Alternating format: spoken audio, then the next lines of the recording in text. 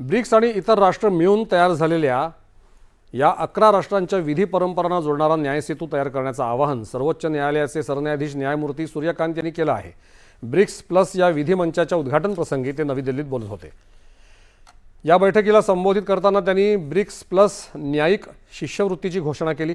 यामुळे या सर्व 11 राष्ट्रांमधल्या न्यायाधीशांना त्यांच्या जीवनकाळामध्ये काही काळ अन्य देशातल्या न्यायालयांमध्ये बसण्याची संधी मिळणार आहे।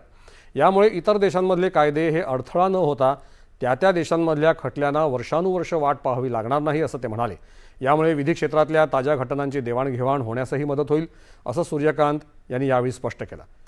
वेळेवर निर्णय देणारी न्यायव्यवस्था जागतिक स्तरावर विश्वास निर्माण करते, व्यवसाय सुलभता वाढवते आणि देशाला गुंतवणूक तसंच आर्थिक विकासासाठी अधिक विश्वसनीय बनवते असंही त्यांनी यावेळी सांगितलं।